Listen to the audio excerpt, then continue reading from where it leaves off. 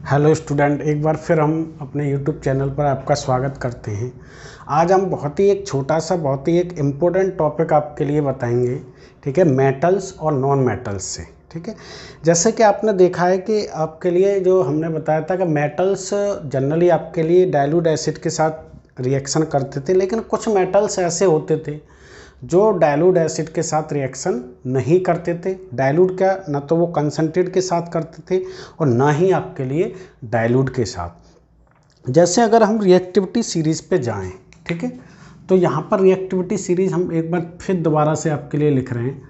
ठीक है, सोडियम है, पोटेशियम है, सोडियम है, ठीक, और कैल्शियम आपके लिए, इसके बाद आपके लिए मैग्नीशियम, इसके बाद आपके लिए एल्युमिनियम, फिर आपके जिंक था। ठीक, जिंक के बाद आपके लिए तुरंत इसके बाद आपके लिए Fe, फिर Pb, फिर इसके बाद आपका हाइड्रोजन, कॉपर, ठीक, इसी में आपके लिए मरकरी और Ag सिल्वर, और एक आपका Au, और है आपके लिए क्या, Pd, और सबसे जो कम रिएक्टिव है वो है आपके लिए Pt। ठीक, अब देखो इसको जो कम रिएक्टिव मेटल है उसके लिए भी आपके लिए यहाँ क्या करते हैं कि जब डाउन टू ग्रुप चलते हैं तो रिएक्टिविटी क्या होती है आपके लिए, रिएक्टिविटी क्या होती है आपके डिक्रीज।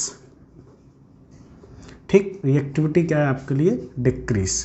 तो इसका मतलब है जो सबसे कम रिएक्टिव मेटल है प्लेटिनम हुआ, उससे ज़्यादा आपके लिए रिएक्टिव Pd हुआ, फिर उसके लिए आपके लिए गोल्ड, और इससे भी रिएक्टिव कौन सा हुआ आपके लिए Ag। क्लियर है क्या नहीं? इसका मतलब है कि ये किसी भी, अगर मैं ये तीन मेटल लूँ, ये बहुत ही कैसे आपके लिए लीस्ट रिएक्टिव हैं, लीस्ट रिएक्टिव। क्लियर है? तो अब हमें ये देखना है जब ये किसी भी एसिड के साथ रिएक्शन नहीं करते हैं तो ये रिएक्शन किसके साथ करते हैं, ये चीज़ आपके लिए यहाँ पर देखनी है। ठीक है, तो इसके लिए एक सॉल्यूशन तैयार किया जाता है। ठीक है, उस सॉल्यूशन का नाम है एक्वा रिएजेंट, जो कि ये जो प्लेटिनम, Pd और Au इनके साथ रिएक्शन वो कर लेता है। देखो हम ये जानते हैं कि आपके लिए कि H2SO4 जो सबसे ज़्यादा रिएक्टिव होता है, इसको क्या बोलते हैं हम, king of acid, king of acid. ठीक, लेकिन ये जो मेटल्स हैं आपके लिए गोल्ड, पैलेडियम और प्लेटिनम, ये इसके साथ भी रिएक्शन नहीं करते हैं। क्लियर है बात करें?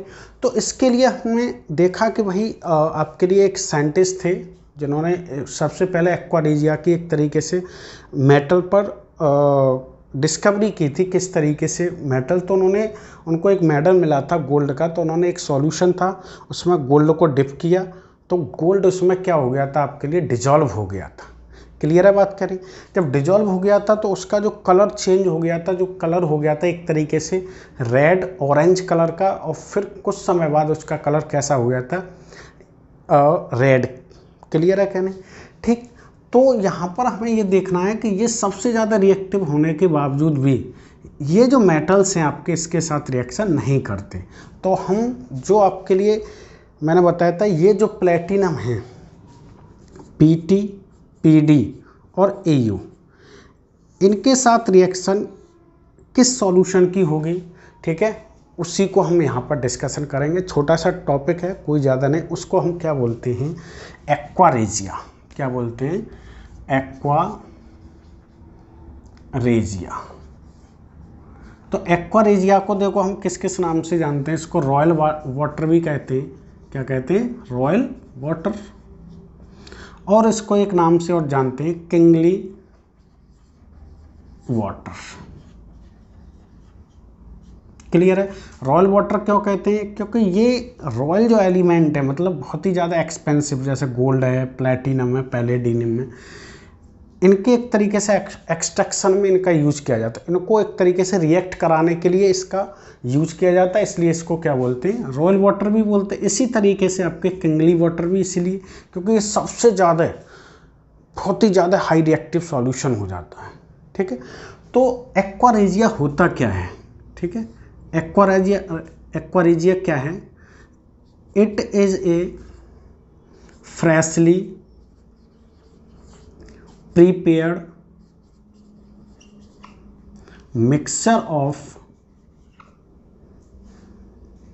mixture of one part of concentrated nitric acid, इसका formula nitric HNO3, and 3 part of concentrated hydrochloric acid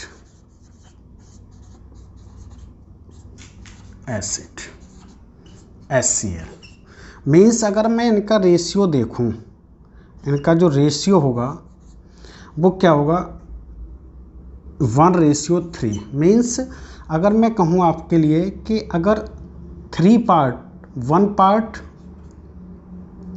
1 moles या 1 वॉल्यूम अगर HNO3 के ले रहे हैं हम, ठीक है, तो 3 वॉल्यूम किसका लेंगे आपके लिए? HCl का। मीन्स ये दोनों किस में होने चाहिए? आपका कंसंट्रेट दोनों ही होने चाहिए। क्लियर है बात? तो इनका जो रेशियो होगा वो इस तरीके से होता है 1:3। 1 पार्ट किसका है आपके लिए?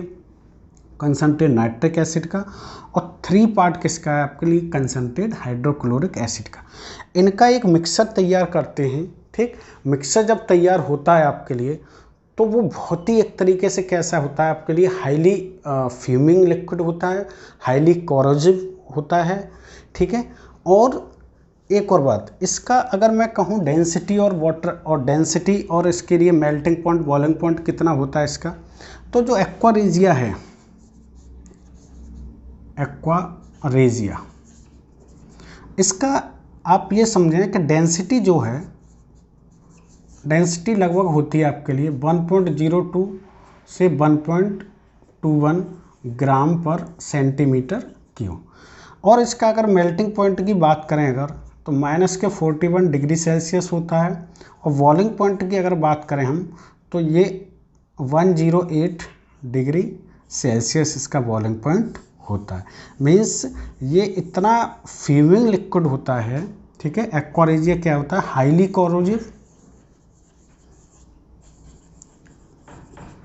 कोरोसिव एंड फ्यूमिंग लिक्विड, बहुत ही एक तरीके से। अगर इसके कलर की बात करें अगर हम, ठीक, तो इसका जो कलर होता है, ठीक, तो कलर कैसा होगा आपके लिए? कलर मैंने बोला था अभी, ये रेड और आपके लिए ऑरेंज दिखाई देता है,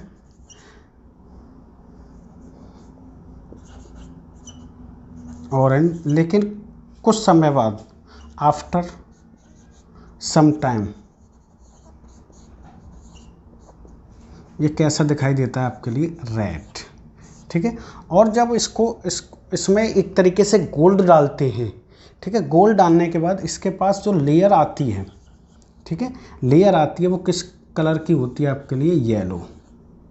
किस कलर की? येलो। क्योंकि ये जो बहुत कम रिएक्टिव मेटल हैं, जैसे आपके लिए मैंने 3 एलिमेंट बताए आपके, PT, PD और आपके लिए AU गोल्ड है, पैलेडियम और प्लैटिनम।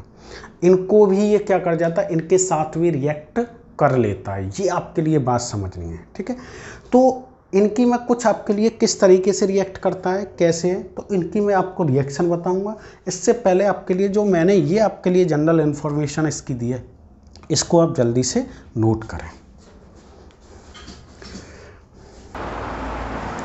नेक्स्ट देखो, हमने आपको इसमें क्या बता दिया था कि क्या होता है एक्वा रेजिया, ठीक, और वो कौन कौन से मेटल में यूज किया जाता है।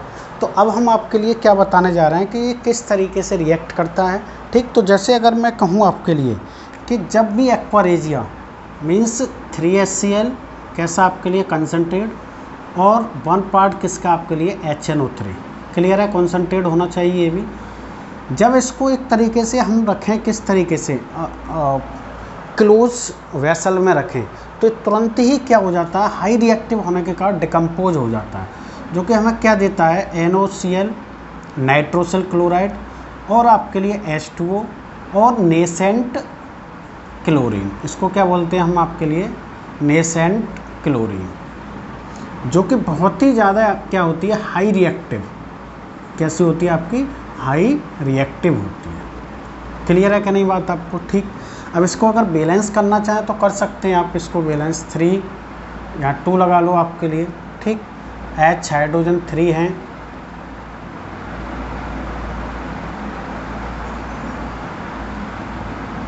या ट्वाइस लगा लो, ठीक है। अब बैलेंस होगी आपके लिए 2 ठीक बैलेंस है, ठीक है। ये जो नेसेंट ऑक्सीजन है बहुत ही हाई रिएक्टिव होता है। देखो हमेशा जब भी ये तैयार किया जाता है सॉल्यूशन तो इसको हम ओपन कंटेनर में रखते हैं, और कंटेनर कैसा होना चाहिए आपके लिए, गिलास का होना चाहिए, मींस कांच का। अगर मान लो हम किसी भी मेटल में रखते हैं तो वो उसके साथ रिएक्शन कर सकता है, क्योंकि ये बहुत ही ज़्यादा हाई रिएक्टिव होता है, इसलिए, ठीक है। तो ओपन कंटेनर में रखते हैं, क्लोज में रखने पर क्या होती है, ये रिएक्शन आपके लिए मिल जाती है। ये क्या है आपके लिए, नाइट्रोसिल क्लोराइड, क्या आपके लिए, नाइट्रोसिल क्लोराइड। अब होता क्या है, जैसे आपके लिए गोल्ड है AU क्या करता है, नेसेंट क्लोरीन के साथ रिएक्शन करता है और क्या बनाता है आपके लिए, AuCl4-, मीन्स आपके लिए जो गोल्ड का क्लोराइड जो कि सॉल्ट फॉर्म करता है, इसमें अगर आप देखेंगे तो गोल्ड किस फॉर्म में मिलेगा आपके लिए, Au+3, ठीक। अब इसको बैलेंस अगर आप करना चाहें तो यहाँ पर 4 लगा लें। इसी तरीके से अगर मैं बात करूँ प्लैटिनम की, किसकी, Pt की, ठीक है। ये भी क्या बनाएगा आपके लिए, 4Cl और आपके लिए बना लेगा PtCl4। मीन्स आपके लिए यहाँ पर ये समझना है कि जो गोल्ड है, क्लियर है क्या नहीं, गोल्ड की जो मैक्सिमम ऑक्सीडेशन स्टेट होती है वो कितनी होती है, +3 मीन। और प्लैटिनम की यहाँ पर देखेंगे तो प्लैटिनम की मैक्सिमम ऑक्सीडेशन स्टेट कितनी होती है, +4 मीन्स। आप अब ये जो मेटल्स हैं ये इस सॉल्यूशन ने किस तरीके से बना दिए, जो इलेक्ट्रॉन डोनेट कर सके। प्लस चार्ज का मतलब क्या है, क्लियर है, इनके सॉल्ट। तो आपको यही यहाँ पर बात समझनी है कि जो आपके लिए प्लैटिनम है, ठीक है, और गोल्ड है, और ऐसे ही पैलेडिनियम है, इनको क्या है, और सिल्वर का भी यूज कर सकते हैं हम यहाँ पर, क्लियर है। इनको क्या कर देता है, ये एक तरीके से सॉल्ट फॉर्म कर देता है इसका, और रिएक्शन इसकी पॉसिबल हो जाती है, ठीक है। तो ये जो सॉल्यूशन है जिसको हम रॉयल वाटर कहते हैं, ठीक है, और किंगली वाटर भी इसको कहते हैं, तो ये जो सॉल्यूशन है ये आपके लिए बहुत ही ज़्यादा इम्पोर्टेंट है, इससे क्वेश्चन पूछा जाता है। अब क्वेश्चन कैसे पूछा जाता है, जैसे कि आपने ये समझो कि आपने जो एक तरीके से ज्वेलर्स की दुकानें होती हैं वहाँ पर हम जनरली क्या करते हैं, ठीक है, लेडीज़ें जो अक्सर ज्वेलरी का बहुत ज़्यादा शौक़ रखती हैं, ठीक है, वो क्या करती हैं, अगर उनकी थोड़ा सा भी क्या एक तरीके से डस्ट लग जाए या थोड़ा सा उनका डल कलर हो जाए आपके, चाहे सिल्वर हो चाहे गोल्ड हो, ठीक है, तो उनको उसके पास ले जाती हैं, ठीक है। वो क्या करते हैं, इसी का एक सॉल्यूशन उनके पास होता है, ठीक है, तो वो उसमें डालकर उनकी क्या करते हैं, तो उनको एक तरीके से शाइनिंग ला देते हैं, ठीक है। तो उसमें डालने के बाद क्या होता है कि जो गोल्ड होता है या एक तरीके से सिल्वर होता है, ठीक है, वो क्या हो जाता है, रिएक्ट कर जाता है, और उनकी जो डलनेस है एक तरीके से, या एक तरीके से उनकी एक तरीके से डस्ट है, वो क्या हो जाती है, साफ़ हो जाती है, और क्लियर जो एक तरीके से उस पर साइन आ जाती है। लेकिन होता क्या है वहाँ पर, होता ये है कि इस सॉल्यूशन में डालने के बाद उसका एक तरीके से रिएक्शन होगा तो क्या होगा, उसमें कुछ ना कुछ वेट लॉस होगा, क्योंकि सॉल्यूशन में कुछ ना कुछ उसके पार्टिकल जाएंगे।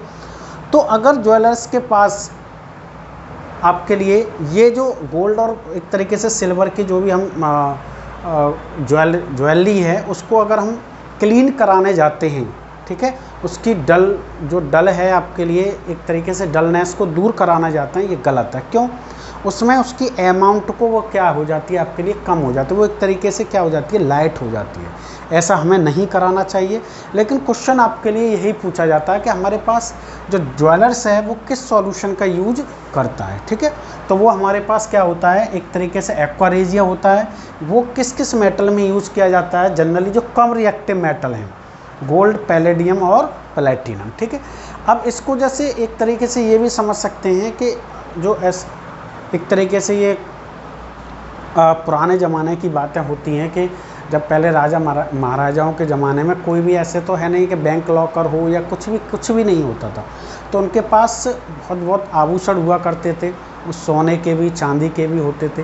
ठीक है, तो उनको वो क्या करते थे, उनके पास एक सॉल्यूशन रहता था। ठीक है, तो वो सॉल्यूशन में उसको डाल देते थे तो वो सॉल्ट बन जाता था, जिससे कि कोई भी इसको लेके नहीं जा सके। क्लियर है बात कहने? ठीक, तो ये बात यहाँ पर वो उस ज़माने में भी इसका यूज किया जाता था, लेकिन उस ज़माने में वो किस नाम से जानते थे उसको? Royal water.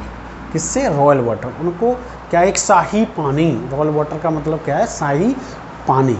ठीक है, वो ऐसा नहीं कहते थे, उसी को केमिस्ट्री की भाषा में हमने क्या बोल दिया है? Aqua regia. ठीक है, तो यहाँ पर एक्वा रेजिया मैंने बताया था कि किस साइंटिस्ट ने, एक जॉर्ज चार्ल्स नामक साइंटिस्ट थे, उनको एक गोल्ड मिला था, तो उन्होंने उसमें डिप किया था, तो वो क्या हो गया था, उसमें गोल्ड एक तरीके से गायब हो गया था, मीन्स डिजॉल्व हो गया था, इसलिए उन्होंने इसका नाम जो एक्वा रेजिया रखा और सॉल्यूशन तैयार कर लिया। ठीक है, तो ये बात यहाँ पर आपको समझनी है कि जो कम रिएक्टिव मेटल हैं, जैसे ये सीरीज आपको कम रिएक्टिव मेटल की याद करने की ज़रूरत नहीं है, मैं आपको एक ट्रिक और बता रहा हूँ। काप्पा, क्या है? कप्पा। इसमें ही आपके लिए कम रिएक्टिव मेटल आ जाएंगे, जैसे सी का मतलब होता है आपके लिए Cu, ए का मतलब आप Ag बोल सकते हैं, पी का मतलब आप यहाँ पर Pt कह सकते हैं, और इस पी का मतलब Pd कह सकते हैं, और इसका मतलब आप कह सकते हैं Au। मीन्स जनरली ये जो एलिमेंट हैं, और इसको भी ले सकते हैं सिल्वर को, ये एलिमेंट कैसे होते हैं? लीस्ट रिएक्टिव होते हैं। कैसे होते हैं? लीस्ट रिएक्टिव होते हैं। तो एक अगर आपके लिए ये रिएक्टिविटी सीरीज़ नहीं याद, कोई बात नहीं, आप इससे भी पता लगा सकते हैं कि आपके लिए जो रिएक्टिव मेटल कौन कौन से हैं। ठीक है, तो इसको याद रखें। कप्पा, सी का मतलब Cu, मतलब आपके लिए कॉपर, सिल्वर।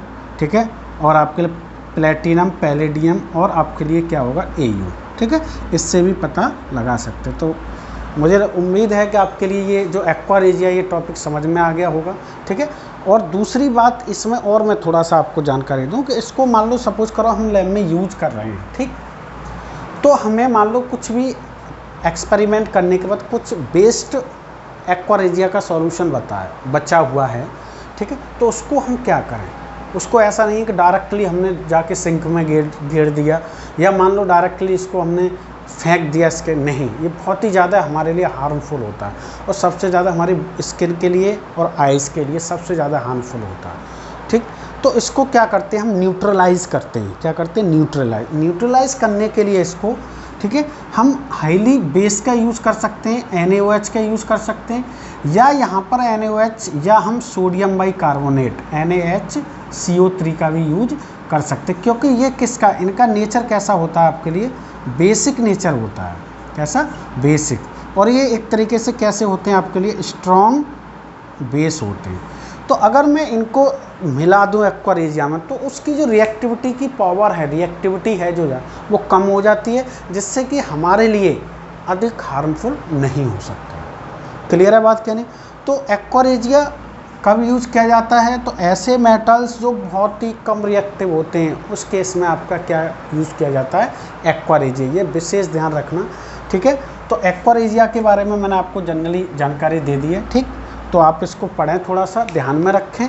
ठीक है, और मैं इसके बाद आपके लिए थोड़ा इसमें आपके लिए बताऊंगा कि आप डिफरेंस बिटवीन मेटल और नॉन मेटल, फिजिकल प्रॉपर्टी के बेस पर और केमिकल प्रॉपर्टी के बेस पर। ठीक है, तो जब तक के लिए आप इसको पढ़ें, ध्यान से तैयार करें। Best of luck. Thank you so much.